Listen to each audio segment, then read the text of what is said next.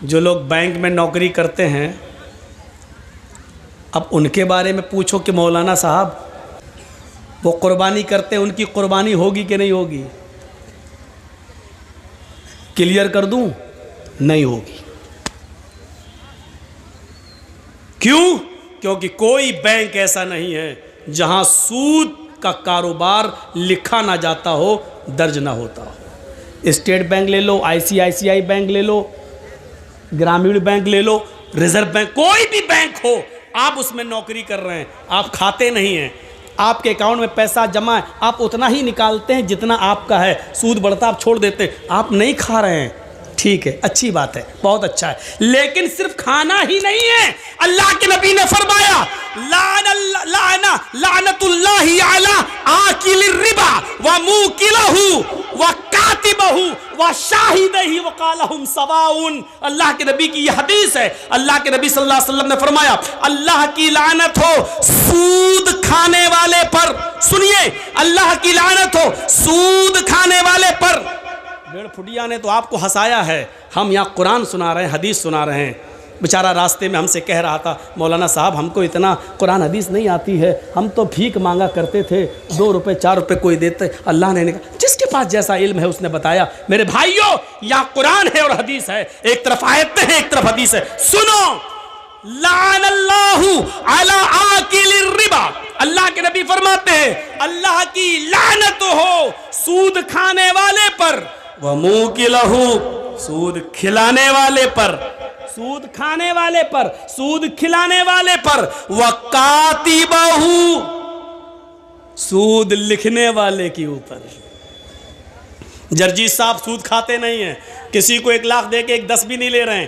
Bank میں میرا بھی پیسہ 1 لاکھ جمع ہے، 1 سال کے بعد نکالنا ہے تو 1 ہی لاکھ نکالنا ہے، جو بڑھ گیا بیاز وہ ہم نہیں لے رہے ہیں، نہیں صاحب بیاز ہم نہیں کھائیں گے، لیکن ہم بینک میں نوکری کر رہے ہیں۔ آپ کا 1 لاکھ کا 1,03,000 ہو گیا، ہم لکھ تو رہے ہیں، ہم چڑھا تو رہے ہیں کہ 1,03,000، آپ کا بڑھ گیا، لکھ تو رہے ہیں ہم 1,03,000۔ یہ لکھنے پر بھی لعنت۔ اور کیا کہا؟ وہ شاہدہی گواہی دینے والا، سود لینے والے کی بھی گواہی، سود دینے والے، ہاں میرے سامنے اس نے دیا تھا، ہاں میرے سامنے اس نے لیا تھا، ان دونوں گواہوں پر بھی لعنت۔ اور کیا کہا اللہ کے رسول نے؟ وقالہم سواء، یہ سب برابر ہیں، کھاؤ یا نہ کھاؤ، لکھ رہے ہو کھانے والے کے برابر ہو، اس پر بھی لعنت۔ اب یہ بتائیے کہ آپ بینک سے اپنا ہی 1 لاکھ روپے نکال کے لائے ہو، 10,000 کا بکرا لے کے قربانی کر رہے ہو، لیکن سودی کاروبار لکھتے تو ہو، کام ہے انٹری تو کرتے ہو، آپ کی قربانی کہاں سے جائز ہو جائے گی؟ آپ نہیں کھا رہے ہیں، لکھتے ہیں، کھانے والے کے برابر ہیں۔ کبھی جھگڑا ہو گیا، آپ نے کہا نہیں صاحب ان کا 1 لاکھ روپے جمع تھا اور انٹریسٹ بڑھتے ہوئے آج 1,05,000 ہو گیا، آپ گواہی دے رہے ہیں، آپ نے گواہی دی، کھایا نہیں ہے لیکن گواہی دی، آپ برابر ہو گئے کھانے والے کے۔ سود کا معاملہ دیکھ رہے ہیں کتنا پیچیدہ ہے، سود کا منظر دیکھ رہے ہیں آپ، یہ بھی ایک ناجائز طریقہ ہے مال کھانے کا۔ یا ایھا الذین آمنوا لا تاکلوا اموالکم بینکم بالباطل، اے ایمانو والو تم ایک دوسرے کے مال کو ناجائز طریقے سے، باطل طریقے سے مت کھاؤ، مدد کرنا سیکھو، تعاون کرنا سیکھو۔ اللہ کی قسم، اللہ کے رسول صلی اللہ علیہ وسلم فرماتے ہیں کہ اگر تم اللہ پر ویسے بھروسہ کر لو جیسے کرنا چاہیے تو اللہ تمہیں ایسے ہی رزق دے گا کھانے کے لیے جیسے چڑیاں بھوکے پیٹ گھونسلوں سے نکلتی ہیں اور شام کو جب آتی ہیں تو پیٹ بھرا ہوا ہوتا ہے۔ اچھا ہم اور آپ کتنی روٹی کھا سکتے ہیں؟ 2 بڑی ہے، 3 4 چھوٹی چھوٹی، ہم لوگوں کے یہاں بڑی بنتی ہیں، آپ کے یہاں چھوٹی بنتی ہیں، بڑی بھی بنتی ہے آپ لوگوں کے یہاں، میں جانتا ہوں، کلائی کی روٹی تو بہت ہی بڑی بنتی ہے۔ اب سنیے میرے بھائیوں، یہاں آپ کو بولنے کی ضرورت نہیں ہے، وہ جب اس کی تقریر چل رہی تھی تو آپ بولے، ہنسے، سب کچھ ہوا، لیکن یہاں سنیے آپ کتنی کھا لیں گے۔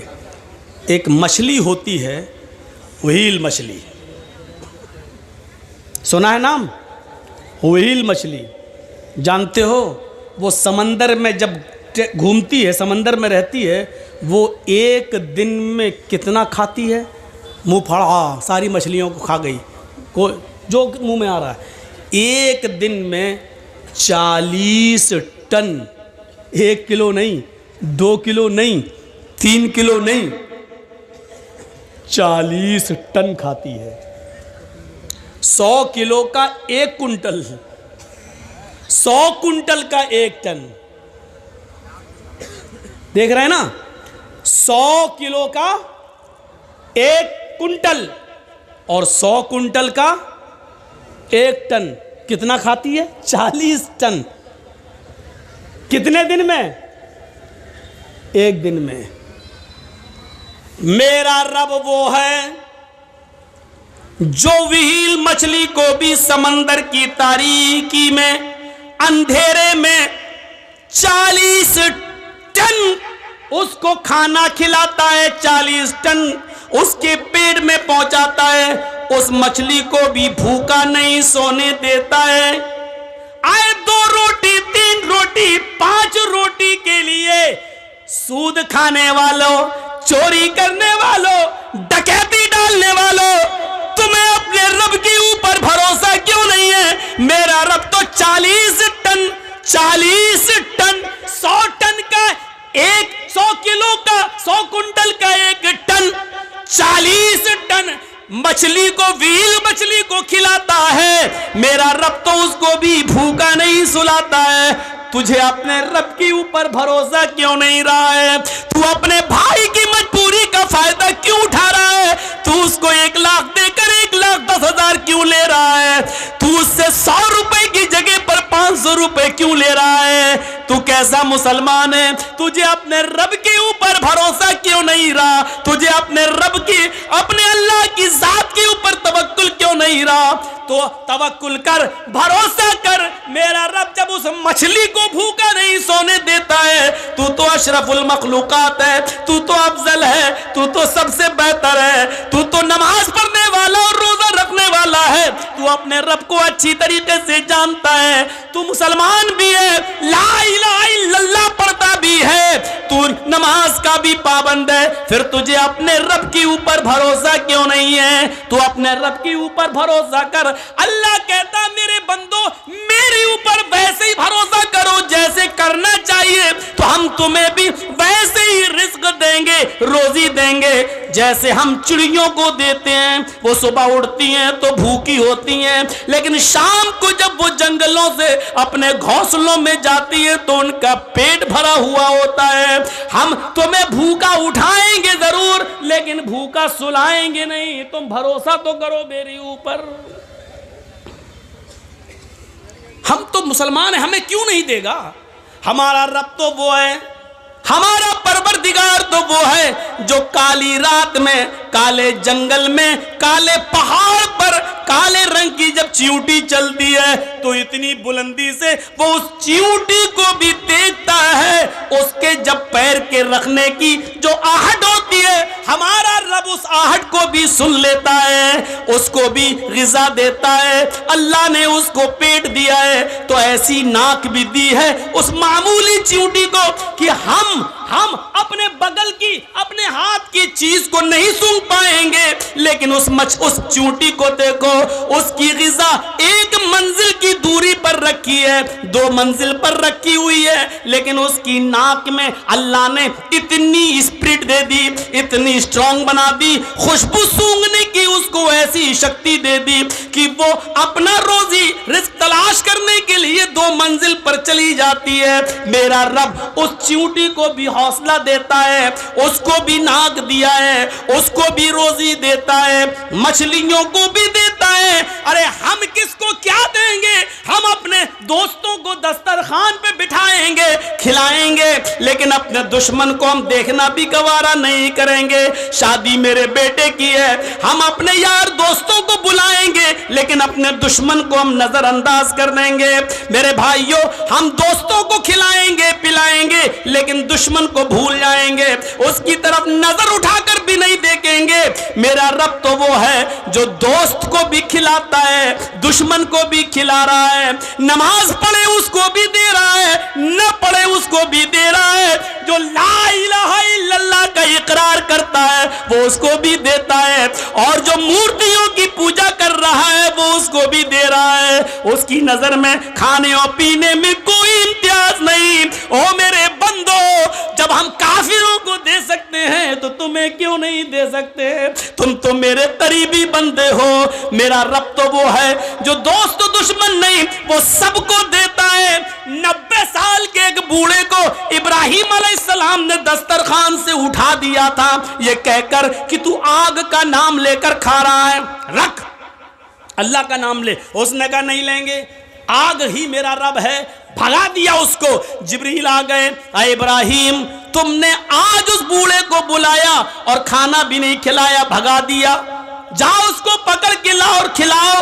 جبریل سے ابراہیم علیہ السلام کہنے لگے ارے وہ تو اللہ کا نام ہی نہیں لیتا.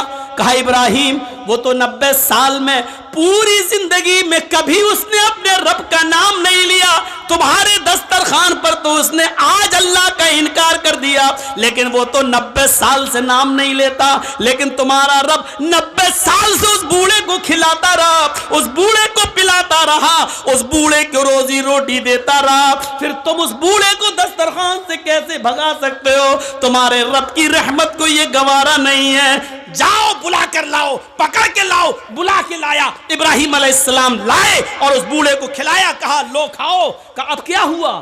میں اللہ کا نام نہیں لوں گا. کہا مت لو, میں آگ کا نام لوں گا. لو. ارے اب کیا ہوا؟ اچانک کیسے بدل گئے؟ فرمایا میرے رب کی رحمت کو گوارا نہیں ہوا کہ کوئی بھوکا دسترخوان سے اٹھ جائے. میرے رب نے کہا وہ تو 90 سال سے میرا نام نہیں لے رہا ہے, پھر بھی ہم نے اس کو کھلایا پلایا ہے. پھر تم کیسے اٹھا سکتے ہو؟ جب اللہ کو اعتراض نہیں تو تمہیں کیسی آبجیکشن, تمہیں کیسا اعتراض؟ اس بوڑھے نے کہا آپ کا رب اتنا مہربان ہے, پھر مجھے اس رب سے جوڑ دو جس کی رحمت کا یہ حال ہے. میرے بھائیوں, وہ بوڑھا پہلے ابراہیم علیہ السلام سے جڑتا ہے, اپنے رب سے جڑتا ہے, اس کے بعد کھانا کھاتا ہے, اللہ کا نام لیتا ہے اور کھانا شروع کر دیتا ہے. میرے بھائیوں, یہ رب ہے جو غیروں کو بھی کھلا رہا ہے, اپنے دشمنوں کو بھی کھلا رہا ہے, نافرمانوں کو بھی کھلا رہا ہے. جب وہ کھلانے پلانے والا ہے تو ہمیں روزی روٹی کی اتنی فکر کیوں ہو رہی؟ ہونی چاہیے, لیکن اتنی فکر نہیں. جب 40 ٹن گوشت کھانے والی مچھلی کو کھلا رہا ہے وہ, تو ہمیں 2-4 روٹی کے لیے اتنی فکر کیوں؟ اتنا اتار چڑھاؤ ہیں, کیا ہوگا, کل کہاں سے کھانا آئے گا, 1 مہینے بعد ہم ریٹائر ہو جائیں گے سرکاری نوکری سے, پھر ہمارے بچوں کو کون دیکھے گا؟ ہماری 4 بیٹیاں ہیں, ہماری بیٹیوں کی شادی کیسے ہوگی؟ ان کے لیے جہیز کا انتظام. ارے معاشرے میں سماج کے لوگوں, جہیز کی لعنت کو ختم کرو. اگر اس کو آپ نے ختم کر دیا تو بہت بڑا ایک جہاد آپ جیت جاؤ گے. ہمارے پاس کھانے کو کیا آئے گا, لیکن علاج ہر چیز کا ہے. اس کی دکان پہ کسٹمر نہ جائیں کہاں, تو ایک کام کرو, شام کو آنا, میں ایک تعویذ بنا دوں گا. لکھا. اور اکثر یہ وہ مولوی ہوتے ہیں جو منہ میں پان بھرے رہتے ہیں, تمباکو والا,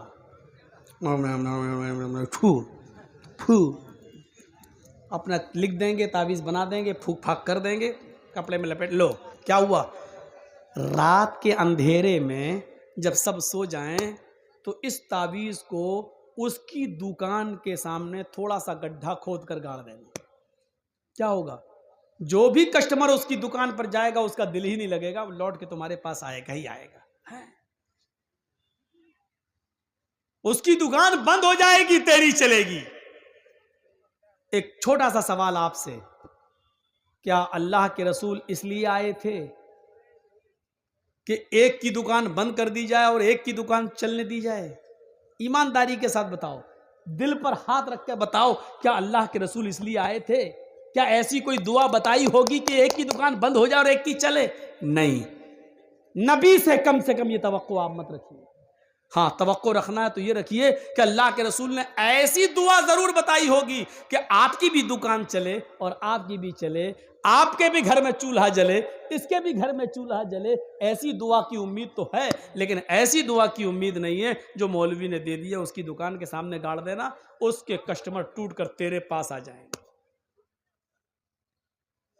2 صحابیوں کی دکان ہے ایک بازار میں, ایک کسٹمر آتا ہے اور ایک صحابی کی دکان پر بیٹھ جاتا ہے.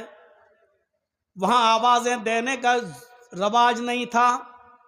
بھائی کسٹمر ہے, قسمت ہے, چاہے تو اس کی دکان پر آ جائے چاہے میری دکان پر آ جائے.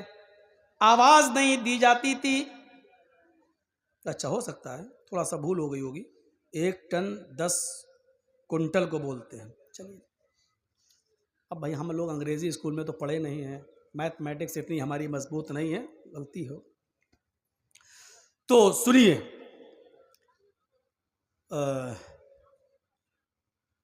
ایک صحابی کی دکان پر, اس زمانے میں یہ چلتا تھا, کوئی آواز نہیں دیتا تھا, ادھر ادھر ادھر نہیں, اللہ پہ بھروسہ. اوفو صحابہ کا عمل دیکھو. کوئی آ رہا ہے میری دکان پہ آئے گا تو ہم دکھا دیں گے, اس کی دکان پہ آئے وہ دکھاتے. بھائی وہ بھی اپنی بیوی بچوں کے لیے بیٹھا, میں بھی بیٹھا. دیکھیے سوچ کیا تھی. آیا ایک صحابی دوسرے صحابی کی دکان پر کپڑا بیچنے والے کی, اور آ کر بیٹھ گیا. کپڑا دکھایا, پسند آیا, لے لیا. مول بھاؤ نہیں چلتا تھا, ایک دام یہ ہے, لے گیا. اس کی قسمت میں تھا, بیچ دیا کپڑا, لے گیا وہ. تھوڑی دیر کے بعد ایک اور کسٹمر آیا. دونوں دکانیں آمنے سامنے, لیکن وہ اسی دکان پر آیا جس دکان سے ابھی تھوڑی دیر پہلے کسٹمر کپڑا لے جا چکا ہے. اسی دکان پر آتا ہے اور گفتگو چلتی ہے, اور تھوڑی دیر کے بعد وہ بھی ایک کپڑا خرید کے لے جاتا ہے. تھوڑی دیر گزرتی ہے, ایک اور تیسرا کسٹمر آتا ہے. تیسرا کسٹمر بھی اسی دکان پر آتا ہے جس سے 2 کسٹمر پہلے کپڑا لے جا چکے ہیں. یہ بھی یہاں سے تیسرا کپڑا خرید کر لے جاتا ہے, چلا جاتا ہے. اب یہ صحابی جس کی دکان ہے سوچ رہے ہیں, اللہ ہمارے پاس 3 کپڑے بک چکے ہیں, ہمارے گھر آج چولہا جل جائے گا, ہمیں اتنی پروفٹ ہو چکی ہے کہ ہمارے بچے آج بھوکے نہیں سوئیں گے. تھوڑی دیر کے بعد چوتھا کسٹمر آتا ہے. نہ اس آدمی نے کہا کہ بھائی میرے پاس آنے دو, تم تو 3 کپڑے بیچ چکے ہو. نہیں, قسمت ہے, تمہیں اللہ نے 3 بکوا دیے. میری قسمت میں ہوگا تو بکے گا, ورنہ اللہ اگر تمہیں دے رہا ہے اور میں جلوں تو یہ اللہ کی تقسیم سے, اللہ کی قسمت سے ہم جلن ہو رہی ہے. نہیں. چوتھا کسٹمر بھی اسی دکان پر آیا, کپڑے کی بات چیت کرنے لگا, لیکن اس دکاندار نے اس مرتبہ ہمدردی جتاتے ہوئے کہا, بھائی یہ کپڑے ہمارے بک چکے ہیں, 3 کسٹمر یہ کپڑا خرید چکے ہیں, اب ہمارے پاس اسٹاک میں یہ کپڑا نہیں ہے. آپ کو اسی قسم کا کپڑا اور اس سے بھی اچھا کپڑا اگر خریدنا ہے تو میرے پڑوس میں میرے بھائی کی دکان پر چلے جاؤ, اس سے اچھا کپڑا آپ کو وہاں مل جائے گا, میرے پاس اسٹاک میں ختم ہو گیا. حالانکہ تھا, لیکن یہ سوچ کر کہ میری تو اتنی انکم ہو چکی ہے کہ آج میرے بیوی بچے کھانا کھا لیں گے, اس بیچارے کا ایک بھی کپڑا نہیں بکا ہے.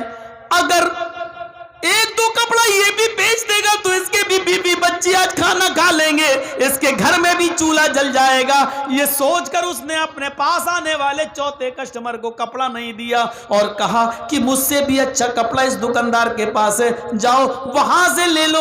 یہ کسٹمر اس دکان سے اترتا ہے اور دوسری دکان پہ چلا جاتا ہے اور وہاں سے کپڑا خرید کر لے جاتا ہے. میرے پیارے ساتھیوں, یہ ہمدردیاں تھیں, ایک دوسرے کا درد تھا, ایک دوسرے کا کی خیر خواہی تھی لوگوں کے دل میں کہ میرے پاس تو اتنا بک چکا ہے, اس کا ایک بھی نہیں بکا ہے. اپنا کسٹمر دوسرے کے حوالے کر دیا کرتے تھے, یہاں تو دوسرے کی دکان پر آیا ہوا کسٹمر چھین لیتے ہیں, اس کو بھی ہڑپ کر لیتے ہیں. 2-3 چیزیں یاد رکھیے, 2-3 چیزیں یاد رکھیے. ایک آدمی کا, ایک نوجوان لڑکے کا کسی لڑکی کے ساتھ رشتہ چل رہا ہے تو رشتے پہ رشتہ بھیجنا جائز نہیں. جب بات وہاں فائنل ہو جائے اس کے بعد بھیجیے. اگر رشتہ لگتا ہے تو ٹھیک ہے, نہیں لگتا تب آپ بھیجیے. ایسا نہیں کہ ایک کی بات چیت چل رہی ہے آپ اپنا ٹھونک دو, وہ ارے وہاں چھوڑو یار, میرا بیٹا ڈاکٹر ہے, اب اس نے وہاں چھوڑ دیا, ڈاکٹر ہے, ہاں ڈاکٹر, چلو اس کو کر دیں. یہ غلط ہے. ناجائز ہے، حرام ہے اسلام کے اندر۔ جب تک ایک جگہ بات چل رہی ہے چلنے دو۔ اسی طریقے سے دو چار دکانیں آس پاس کسی کی ہیں تو آواز دے کر بلانا، اے ادھر آ، نہیں، وہ آدمی جس کی دکان پہ آنا چاہے آ جائے، قسمت۔ ہاں ایک جگہ اگر وہ بات چیت چل رہی ہے تو دوبارہ نہیں ٹھوکنا چاہیے، نہیں صاحب ادھر آؤ، اس سے ہمارے پاس اس سے بھی اچھا ہے، نہیں، جب تک ادھر سے فائنل نہ ہو جائے اور جب وہ وہاں پسند نہ آئے، اتر جائے اس کی دکان سے، تب آپ یہ کہہ سکتے ہو بھائی صاحب آئیے میری دکان پر بھی آپ دیکھ لیجئے، شاید آپ کو میری دکان کا کپڑا پسند آ جائے۔ یہ بھی اسی طریقے سے ہے۔ اسی طریقے سے رکشے والے آپس میں کھڑے رہتے ہیں، ہاں صاحب کہاں جاؤ گے، وہ بتاؤ کہاں جاؤ گے، ایک سے بات چل رہی دوسرا اپنا رکشہ لے کے آ گیا، ہاں بھائی کہاں جانا ہے، بولو، نہیں، جب تک اس سے فائنل نہ ہو جائے تم اپنے سواری اپنا رکشہ لے کے نہیں آ سکتے ہو، ورنہ ناجائز طریقے سے مال کا کھانا ہو جائے گا۔ ہمیں ہمدردی اپنانا ہے، ہمیں ہمدردی دیکھنا ہے، ہمیں ایک دوسرے کی ہمدردی ہمارے دلوں میں پیدا ہونا چاہیے۔ یا انما المؤمنون اخوہ، مومن تو مومن کے لیے بھائی ہوتا ہے، ایک مسلمان تو دوسرے مسلمان کے لیے بھائی ہوتا ہے۔ میرے بھائیوں ایک چیز اور بتا دوں، ایک ہوتا سگا بھائی اور ایک ہوتا ایمانی بھائی۔ آؤ ایک نئی چیز آپ کو بتاتا ہوں، میں اور میرا یہ بھائی سگا ہے، باپ ایک ماں ایک، دونوں ایک ماں باپ کی اولاد ہیں، اس کو کیا بولتے ہیں؟ سگا حقیقی بھائی۔ اور ایک وہ ہے کلمہ پڑھ لیا لا الہ الا اللہ، آپ ہندو ہیں یا مسلمان ہیں یا سکھ ہیں یا عیسائی ہیں اور آپ اسلام لے آئے اشہد ان لا الہ الا اللہ وان محمدً عبدہ ورسولہ، تو آپ بھی ہمارے اسلامی بھائی ہو گئے۔ یہ کیا ہوا؟ اسلامی بھائی، یہ حقیقی بھائی، یہ اسلامی بھائی۔ سنیے ان دونوں میں بڑا رشتہ کون سا ہے؟ ایک حقیقی بھائی اور ایک اسلامی بھائی۔ اب آپ کہو گے کہ نہیں حقیقی بھائی ایک ہی باپ کی اولاد، نہیں، ان دونوں میں اہمیت کے حامل اور قابل رشک رشتہ کون سا مانا جائے گا؟ جو اسلام لایا ہے اور کلمہ جس نے پڑھ لیا ہے، اس کی جو اہمیت ہوگی وہ اس کی نہیں ہے۔ دلیل سنیے، جنگ بدر سنا ہے نا نام؟ پہلی اسلامی جنگ بدر جو ہوئی اس میں بہت سے کافروں کو قید کر لیا گیا، 70 کافر مارے گئے اور 70 ہی کافروں کو قید کیا گیا۔ ان قیدیوں میں ایک قیدی تھے عدی ابن عمیر، ایک قیدی تھے عدی ابن عمیر، یہ بھائی تھے حضرت مصعب ابن عمیر کے، دونوں سگے بھائی، باپ کا نام عمیر، باپ کے دو بیٹے، ایک کا نام مصعب ایک کا نام عدی۔ اب سنیے میں کسی کو بھی کھڑا کر کے پوچھ سکتا ہوں، دیکھیں غور سے سن رہے ہو کہ نہیں سن رہے ہو۔ ایک کا نام مصعب، باپ کا نام کیا ہے؟ عمیر، عمیر کے دو بیٹے ہیں، ایک کا نام ہے مصعب اور ایک کا نام ہے عدی۔ مصعب مسلمان ہے اور عدی کافر ہے۔ مصعب جنگ بدر میں نبی اکرم کا ساتھ دے رہے ہیں اور عدی جنگ بدر میں ابو جہل کا ساتھ دے رہا ہے۔ سن رہے ہیں آپ؟ اب اس کو آپ نے سمجھ لیا، اب سمجھنے کے بعد آئیے اب دکھاتا ہوں میں منظر۔ جنگ بدر جب ختم ہوتی ہے تو 70 کافر قید کیے جاتے ہیں، ان کافروں میں مصعب ابن عمیر کا بھائی عدی ابن عمیر بھی گرفتار کر لیا جاتا ہے۔ اللہ کے نبی نے محبوس قیدی کافروں کے بارے میں حکم دیا، ان قیدیوں کے بارے میں کہ ان کو بیڑیاں پہنا دو تاکہ یہ بھاگ نہ جائیں، ہاتھوں میں ہتکڑیاں اور پیروں میں بیڑیاں ڈال دو۔ تو بیڑیاں ڈالتے ہوئے چلے آ رہے تھے صحابی کافروں کے، جب عدی ابن عمیر کا نمبر آیا تو آپ تعجب کریں گے کہ عدی ابن عمیر کے پیروں میں بیڑیاں ڈالنے کی باری یا نمبر جس صحابی کا تھا اس کے حیل پر تھے مصعب ابن عمیر۔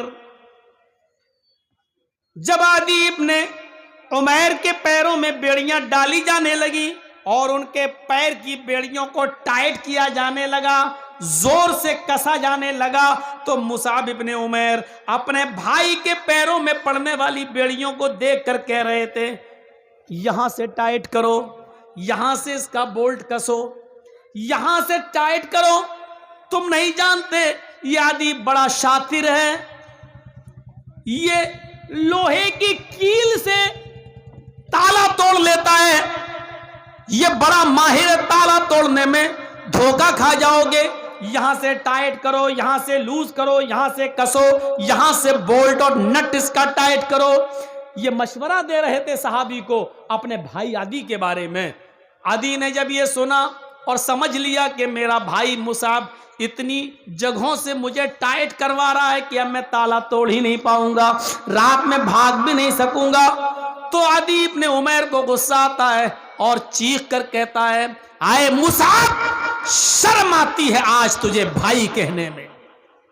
عدی نے کہا شرم آتی ہے تجھے آج بھائی کہنے میں, تیرے بھائی کے پیروں میں بیڑیاں ڈالی جا رہی ہیں اور تو مشورہ دے رہا ہے کہ یہاں سے ٹائٹ کرو, یہاں سے کسو, یہاں سے اور زور سے اس کو ٹائٹ کر دو. کیسا بھائی ہے تو, شرم نہیں آئی؟ تیری رگوں میں میرے باپ کا ہی خون دوڑ رہا ہے, جس باپ کا خون تیرے رگوں میں اسی باپ کا خون میری رگوں میں ہے, پھر بھی تجھے شرم نہیں آئی اور اپنے بھائی کے پیروں میں بیڑیاں ڈلوا رہا ہے اور کھڑا ہو کر یہ منظر دیکھ رہا ہے تو. مصعب ابن عمیر زوردار اور شاندار الفاظ میں جواب دیتے ہیں, خاموش, اے عدی چپ, اے عدی خاموش, ایک لفظ بھی منہ سے نہیں نکلنا چاہیے. تب پتا چلتا ہے بیڑیاں کسنے والے کو, صحابی کو, یہ مصعب ابن عمیر اور عدی تو ایک دوسرے کے بھائی ہیں. کہا چپ, کیا کہتا ہے تو میرا بھائی ہے؟ اے عدی یہ سچ ہے کہ تیرا باپ عمیر ہے, میرا باپ بھی عمیر ہے. یہ سچ ہے کہ جو تیری ماں ہے وہ میری بھی ماں ہے. یہ سچ ہے کہ تیری رگوں میں عمیر کا خون ہے تو میری رگوں میں بھی عمیر کا خون ہے. یہ سب سچ ہے, لیکن آج سن, بھائی جہاں تک ہونے کا معاملہ ہے تو میرا بھائی نہیں ہے. جبکہ آپ دیکھیے ماں ایک, باپ ایک, تو بھائی ہوئے. لیکن مصعب کیا کہہ رہے ہیں, اے عدی تو میرا بھائی نہیں ہے. عدی نے کہا میں تیرا بھائی نہیں ہوں, باپ ایک ہے, ماں ایک ہے, اور پھر بھی تو کہہ رہا ہے کہ میں تیرا بھائی نہیں ہوں. اگر میں تیرا بھائی نہیں ہوں تو کون ہے تیرا بھائی؟ حضرت مصعب ابن عمیر کہتے ہیں میرا بھائی وہ ہے جو تیرے پیروں میں بیڑیاں ڈال رہا ہے, یعنی جو نبی کا صحابی تیرے پیروں میں بیڑیاں ڈال رہے ہیں اور اس کو کس رہے ہیں, میرا بھائی وہ ہے. اس لیے وہ میرا بھائی ہے کیونکہ اس نے کلمہ پڑھا ہے, اشہد ان لا الہ الا اللہ و اشہد ان محمدن عبدہ و رسولہ. اس کلمے کی بنیاد پر جو اس بھائی کا مقام میرے دل میں وہ تیرا نہیں ہے, اس لیے کہ تیری رگوں میں صرف میرے باپ کا خون دوڑ رہا ہے لیکن ایمان نہیں ہے, اور میرے بھائی کی رگوں میں اگرچہ میرے باپ کا خون نہیں ہے لیکن اسلام گردش کر رہا ہے, ایمان گردش کر رہا ہے. اسلام لانے کے بعد, ایمان لانے کے بعد جو اہمیت میری اس صحابی کی میرے دل میں ہے وہ تیری اہمیت میرے دل میں نہیں ہے. تو میرا بھائی نہیں ہے, میرا بھائی وہ ہے جو تیرے پیروں میں بیڑیاں ٹائٹ کر رہا ہے. ایسا جواب کہاں سننے کو ملے گا؟ ایک مسلمان اسلام لانے کے بعد, کلمہ پڑھنے کے بعد اس کا جو مقام ہماری نظر میں ہونا چاہیے, سگے بھائی اگر وہ کافر ہے تو اس کی اہمیت بھی اتنی نہیں ہونی چاہیے جتنی اس مسلمان کی جو اسلام لایا ہے اور کلمہ پڑھ کر مسلمان ہوا ہے, اس کی اہمیت ہمارے دل میں ہونی چاہیے. ہم نظر ڈالیں اپنے سماج پر اور سوسائٹی پر, کیا یہ مقام و مرتبہ ہم اپنے مسلمان کو دیتے ہیں؟ یہاں تو یہ صورتحال ہے کہ ہم گھر میں گھستے ہیں اور پڑوس کے مکان سے اگر کوکر کی سیٹی بجتی ہے تو ہم خوشبو سونگتے ہیں کہ کیا پک رہا ہے, اور خوشبو سے اندازہ لگا لیتے ہیں کہ اچھا میرے گھر میں دال پک رہی ہے اور اس کے گھر میں گوشت. میں نیچے جا رہا ہوں, یہ ترقی. آج ہم دوسروں کی آج ہم اپنی پریشانی، اپنے دکھ سے اتنا پریشان نہیں ہیں جتنا دوسرے کے سکھ سے اور دوسرے کے آرام سے ہم پریشان ہیں. یہ آگے کیوں بڑھ رہا ہے، یہ ترقی کیوں کر رہا ہے، یہ آگے کیوں جا رہا ہے، آج ہم اس سے پریشان ہیں. میں نام نہیں لینا چاہتا. ہمارے اٹاوے ہی کا ایک مولوی ہے، مجھے برباد کرنے کے لیے، مجھے نیست و نابود کرنے کے لیے اور میری ہستی کو مٹانے کے لیے اس نے اتنا روپیہ خرچ کیا ہے، اتنا روپیہ خرچ کیا ہے کہ اس نے خود اپنے آپ کو برباد کر لیا ہے.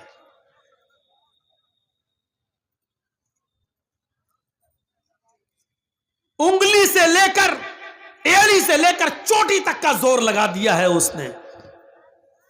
آج یہ صورتحال ہے کہ وہ اٹاوا چھوڑ کر کسی دوسری جگہ نہیں جاتا ہے، ڈرتا ہے کہیں ایسا نہ ہو کہ جرجیس کے چاہنے والے کہیں مجھ پر حملہ نہ کر دیں، کہیں میرے اوپر آکرمن نہ کر دیں. یہ صورتحال ہو چکی ہے اس کی. لیکن یاد رکھیے، کوئی کسی کو برباد کر دینے سے برباد نہیں ہوتا ہے. جو آدمی کسی کا پیچھا کر رہا ہے اس کو برباد کرنے کے لیے، وہ یہ سوچ لے کہ ہم جس کے پیچھے بھاگ رہے ہیں اس سے زیادہ ہم تھک رہے ہیں. مثلا ہم آپ کو پکڑنا چاہتے ہیں، آپ بھاگ رہے ہیں، تو ہم آپ سے بھی تیز بھاگیں گے تبھی آپ کو پکڑ پائیں گے. تو آپ تو بھاگ رہے ہیں، مجھے آپ کو پکڑنا ہے تو آپ سے بھی زیادہ تیز ہم بھاگیں گے. تو ظاہر ہے کہ آپ سے زیادہ ہم تھک جائیں گے، آپ سے زیادہ ہم تھک جائیں گے. یہ انسان نہیں سمجھ رہا ہے. آپ جس کو برباد کرنا چاہتے ہو وہ آدمی تو برباد ہو ہی رہا ہے، اپنا پیسہ خرچ کر ہی رہا ہے. لیکن آپ جس کو برباد کرنا چاہتے ہو اس کو برباد کرنے کے لیے آپ اس سے بھی زیادہ پیسہ خرچ کر رہے ہو. جرجیس صاحب سے پولیس 100 روپے لے رہی ہے، لیکن آپ جرجیس صاحب کو پکڑوانے کے لیے پولیس کو 1000 روپے دے رہے ہو. جرجیس صاحب بچنے کے لیے پولیس کو 100 روپے دے رہے ہیں، لیکن آپ پولیس کو 1000 روپے دے کر جرجیس کو پکڑوا رہے ہیں. میرے بھائیوں، آپ برباد پہ برباد ہوتے چلے جائیں گے. اسی لیے فرمایا کہ ایک مسلمان کی شان نہیں ہے کہ کسی مسلمان سے جلے اور اس سے حسد رکھے، کیونکہ حسد انسان کو برباد کر دیتا ہے. ہماری حالت ایسی ہو گئی ہے، زمین پر ایک چھری پڑی ہوئی ہے، چھری جس سے آپ بکری کو ذبح کرتے ہیں. ذبح کرنے والا حصہ یہ ہے اوپر، یہاں سے بکری ذبح ہوتی ہے، تیز دھار یہاں ہے اور یہ حصہ اوپر ہے اور اس پر ایک بکری کا خون لگا ہوا ہے چھری پر. سنیے مثال، چھری زمین پر پڑی ہے اور کاٹنے والا حصہ اوپر کی طرف ہے اور چھری کھڑی ہے اور چھری کے اوپر بکری کا خون لگا ہے. ایک کتا وہاں سے گزر رہا، پھر کتے کی مثال، ایک کتا وہاں سے گزر رہا، کتے نے چھری پر لگا ہوا خون دیکھا تو کتا اس خون کو چاٹنے کے لیے گیا اور جیسے ہی کتے نے زبان نکالی، جیسی چھری کو لگا ہوا خون چاٹا، اس نے بکری کا خون تو چاٹ لیا، لیکن چاٹتے ہوئے چھری کی دھار نے اس کی زبان کاٹ دی اور اس کی زبان سے جو خون نکلا وہ چھری پر لگ گیا. کتا سمجھتا ہے ابھی خون باقی ہے، بکری کا پورا خون ہم چاٹ نہیں پائے. اس نے پھر دوبارہ چاٹا، دوسری جگہ سے زبان کٹتی ہے، کتے کا دوبارہ خون اس چھری پر لگتا ہے. کتا پھر سمجھتا ہے ابھی خون اور باقی ہے. کتا بار بار چھری کو چاٹ رہا ہے اور ہر بار وہ زبان کو دوسری جگہ سے کاٹ رہا ہے. اتنا چاٹتا ہے چھری کو کہ اس کی زبان کٹ کے زمین پر گر جاتی ہے اور کتا مر جاتا ہے. یہ سمجھ کر کہ یہ بکری کا خون ہے وہ چاٹتا رہا، حالانکہ وہ اپنے آپ کو برباد کرتا رہا اور بربادی کے دہانے پر پہنچ گیا. ہم جس مسلمان کو یا جس بھائی کو یا جس اپنے پڑوسی کو ہم برباد کرنا چاہ رہے ہیں، جلن کر رہے ہیں، ہم سمجھ رہے ہیں کہ اس کو برباد کر رہے ہیں، لیکن اس کو برباد کرنے کے چکر میں ہم اپنے آپ کو برباد کر لیتے ہیں. ہم نے ایک حملہ کیا، ناکام ہوا، پیسہ برباد، دوبارہ ہم نے اس کو پھر برباد کرنا چاہا، پھر ہمارا نقصان ہوا. نتیجہ یہ نکلا کہ اللہ نے اس کو تو بچا لیا لیکن آپ کو برباد کر دیا. میرے بھائیوں جیسے کتا زبان سے بار بار چھری کو چاٹ رہا ہے اور اس کا ہی خون ہے، وہ سمجھ رہا کہ بکری کا خون چاٹ رہے ہیں، حالانکہ وہ اپنا ہی خون چاٹ رہا تھا۔ یہی صورتحال ہماری ہے، ہم دوسرے کو برباد کرنا چاہتے ہیں لیکن حقیقت یہ ہے کہ ہم اپنے آپ کو برباد کر رہے ہیں۔ مسلمانوں کچھ نہیں ملے گا، جیتی جاگتی اگر تمہیں تصویر دیکھنا ہو تو مجھے سامنے رکھ لو۔ آج میرے پیچھے پڑنے والا آج بیچارہ ٹامک ٹوئیاں مار رہا ہے، اندھیرے میں پڑا ہوا ہے، آج وہ سوتا ہے، میرے خلاف ویڈیو نکالتا ہے اور زی ہندوستان کو دیکھ کے کہتا دیکھیے مولوی جرجیس نے کیا کیا کہا ہے مودی کے بارے میں، یعنی ہمارے اوپر کیس کروانا چاہتا ہے، بی جے پی کے لیڈروں سے ملتا ہے اور ہمارے خلاف جتنی بھی تقریریں مودی اور یوگی کے خلاف ہیں وہ سب نکال کر اکٹھی کر کے اس کی سی ڈی پہنچاتا ہے، میرے اوپر کیس کرواتا ہے۔ لیکن الحمدللہ ہم تو 1000 2000 5000 روپے وکیل کھڑا کر کے ہم تو ضمانت پہ رہا ہو جاتے ہیں، نکل جاتے ہیں، لیکن وہ ہم سے بھی زیادہ پیسہ خرچ کر کے وکیل تیار کرتا ہے، ہائی کورٹ اور سپریم کورٹ تک دوڑتا ہے۔ میرے بھائیوں ہم کو نیست و نابود کرنے کے لیے، اریسٹ کروانے کے لیے، گرفتار کروانے کے لیے اس نے اپنے آپ کو برباد کر لیا، یہاں تک کہ اس کی ایک زمین تک بکنے کی نوبت آ گئی ہے، زمین جائیداد تک بکنے لگی ہے۔ یہ صورتحال ہے، جیتی جاگتی تصویر میں ہوں اور میرا وہ مخالف، میرا وہ دشمن ہے، یہاں سے عبرت حاصل کرو۔ الحمدللہ وہ جتنا مجھے پروگراموں سے روکنا چاہتا ہے، میرے پاس ڈیٹیں خالی نہیں ہیں، ہم دے نہیں پاتے ہیں کسی کو پروگرام، رمضان تک ایک ڈیٹ ہمارے پاس خالی نہیں ہے۔ مجھے افسوس ہوتا ہے کہ لوگ آتے ہیں بیچارے ملنے اور ہم ڈیٹ نہیں دے پا رہے ہیں۔ یہ صورتحال ہے کیونکہ ہم صرف بہار اور بنگال ہی کے لیے نہیں ہیں، ہمیں حیدرآباد آندھرا بھی دیکھنا ہوتا ہے، ہمیں ہریانہ بھی دیکھنا ہوتا ہے، ہمیں راجستھان بھی جانا ہوتا ہے، ہمیں دلی بھی جانا ہوتا ہے، ہمیں مہاراشٹر بھی دیکھنا ہوتا ہے، ہمیں پنجاب بھی دیکھنا ہوتا ہے۔ ہمارے پاس بہت سے اسٹیٹ، ہمیں ہر جگہ بلایا جاتا ہے، اس لیے ہر جگہ کا ایک ایک کوٹا ہوتا ہے، اس لیے مجبور ہیں۔ بہار میں اگر مجھے مہینے میں 5 دینا ہے تو 5 ہی دوں گا، 6 نہیں دے سکتا۔ بنگال میں اگر مہینے میں 5 دیتا ہوں تو 5 ہی دوں گا، 6 نہیں دے سکتا ہوں، کیونکہ ہر جگہ کا اپنا ایک کوٹا ہوتا ہے۔ تو میرے بھائیوں مجبور ہوتے ہیں ہم کہ جب 10 پروگرام ہمارے بک ہیں تو 11واں والا بیچارہ مایوس ہو کے جا رہا ہے، لیکن مجبور ہیں، ہمیں اور بھی جگہ جانا ہے۔ وہ ہمیں روکنا چاہتا ہے لیکن کسی کے روکنے سے کچھ نہیں ہوتا ہے۔ ما تشاءون الا ان یشاء اللہ، تمہارے چاہنے سے کچھ نہیں ہوتا جب تک کہ اللہ نہ چاہے۔ وَتُعِزُّ مَن تَشَاءُ وَتُذِلُّ مَن تَشَاءُ، وہ جس کو چاہے عزت دے، وہ جس کو چاہے ذلت دے۔ عزت اور ذلت کا ٹھیکیدار تو نہیں ہے، میں نہیں ہوں۔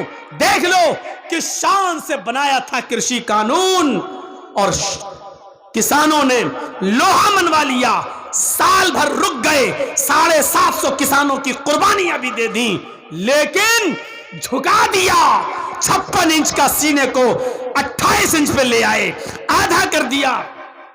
پتھر کی لکیر تھی جس کی بات، جو اپنی بات واپس نہ لینے میں بڑا مشہور تھا، جس کے منہ سے جو چیز نکل جائے وہ واپس لینے کا نام نہیں لیتا تھا، لیکن کیسے اٹھنے اپنے گھٹنے ٹیک دیے کسانوں کے آگے اور ہاتھ جوڑ کے کہا کہ میں معافی چاہتا ہوں، مجھے معاف کر دو، میں سمجھا نہیں سکا۔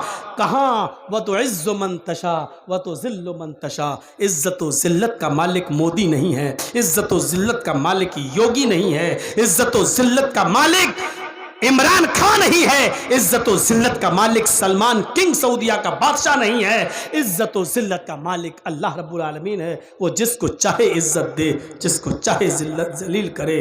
اس بات کا عقیدہ اپنے اندر رکھیے، کچھ نہیں ہوگا، کچھ نہیں ہوگا۔ میرے بھائیوں کیا تھا ہمارے اندر، کون سی چیز تھی؟ آج اس پوزیشن پہ ہوں کہ بڑے بڑے ایم ایل اے بنگال میں چناؤ جیتنے کے بعد، ممتا کی سرکار دوبارہ آنے کے بعد آج یہ پوزیشن ہے کہ ہاتھ جوڑ کے کھڑے ہوتے ہیں، دروازے تک لینے آتے ہیں، بٹھا رہے ہیں، اپنی گاڑیاں دے رہے ہیں، پہنچا رہے ہیں، جو کبھی جن کے پاس ٹائم نہیں تھا بات کرنے کا۔ وَتُعِزُّ مَن تَشَاءُ وَتُذِلُّ مَن تَشَاءُ۔ آج ہمارا برودھی، آج ہمارا مخالف یہ سمجھ رہا ہے، ڈر رہا ہے، ایسا تو نہیں کہ مولانا جرجیس صاحب बंगाल में प्रचार करके ममता के इतने करीब हो गए हों, कहीं बंगाल से हमारे ऊपर केस ना करवा दें। और जिस तरीके से हम उनको यूपी की जेल में भेजते हैं, कहीं ये मौलवी जर्जीस हमें बंगाल की जेल में ना भेज दे। नींद नहीं आती है उसको, ये लाइव प्रोग्राम यहाँ चल रहा है, वो अपनी आंखों से देख रहा होगा। उसको जब तक वो मुझे सुन नहीं लेता है, चैन नहीं मिलता है उसको, वो उसको हो सकता है जैसे आजकल के नेताओं के सपने में आतंकवादी आते हैं, ऐसे ही इस मौलवी के सपने में मौलवी जर्जीस आता है। ये यूट्यूब तलाश कर करके तकरीरें निकालता रहता है और फिर उसमें मसाला लगाकर वो कोर्ट में पेश करता, देखो जर्जीस ये बोले, देखो जर्जीस ये बोले। अल्लाह का शुक्र है, जो कुछ बोले बिहार बोले, मुकदमा बिहार में होगा ना। जो कुछ बोले बंगाल में बोले, मुकदमा बंगाल में होगा ना। तो बंगाल में कौन मुकदमा कर रहा है? बंगाल में भी मुकदमा होने लगे मेरे ऊपर, तो इसीलिए हमने ममता दीदी का प्रचार किया था क्या? इसीलिए तो प्रचार किया था, ताकि हम अपनी बात, इस्लाम की बात, कुरान की बात, हदीस की बात डंके की चोट पे कह सके और हमारा कुछ नहीं हो। इसीलिए तो हमने किया था। अल्हम्दुलिल्लाह आज खुल के बोलता हूँ, डंके की चोट पे बोलता हूँ, पूरी आज़ादी के साथ बोलता हूँ। और तकरीर ख़त्म करने के बाद पुलिस वाले सैल्यूट मारते हैं, साहब नहीं नहीं सही बोले, ठीक बोले। हाँ थोड़ा सा डर है अभी 5-6 महीने, यूपी में नहीं बोल रहा हूँ, बड़ी गंदी सियासत है। यूपी में हमारे पास महाराज जी के आदमी आते हैं, महाराज जी समझ गए ना, ज़्यादा और कुछ नहीं बोलूँगा, ना तो हमारा विरोधी सुन रहा होगा निकाल लेगा। महाराज जी के आदमी आए, कहते हैं कि मौलाना साहब आप हमारी पार्टी में आ जाओ। मैंने कहा मैं अपनी खबर नहीं खोदूँगा। बोले अगर हमारी पार्टी में नहीं आ सकते हैं तो उधर चले जाओ, आपकी मुसलमानों की एक पार्टी है, समझ गए ना, उसका भी नाम नहीं लूँगा, आप समझ जाओ।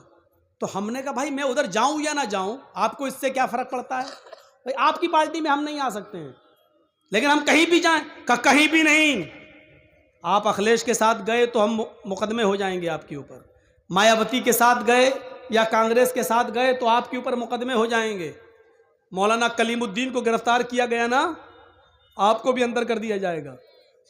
हमने कहा जुर्म क्या मेरा? कहा जुर्म करता कौन है?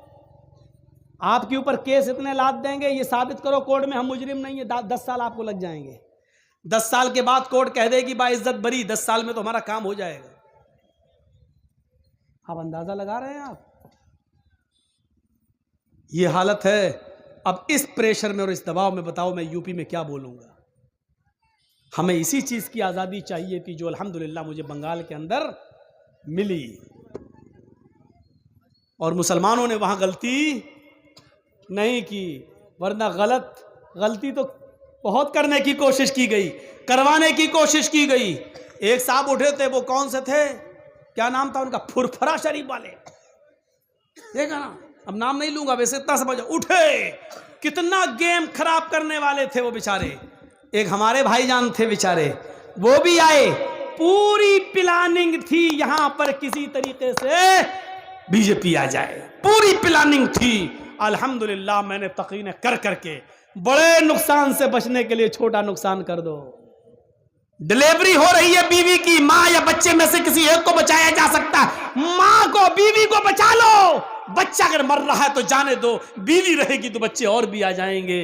ये कह कहकर मुसलमानों की खोपड़ियों में हमने भरा और लोगों को एक किया, एक प्लेटफार्म पे लाए। अल्हम्दुलिल्लाह हमसे यूपी का एक पत्रकार मीडिया वाला पूछता है आप बंगाल में प्रचार, बंगाल वाले आपकी बात समझते हैं? मैंने कहा बंगाल से ज्यादा तो कहीं समझते ही नहीं है मेरी बात।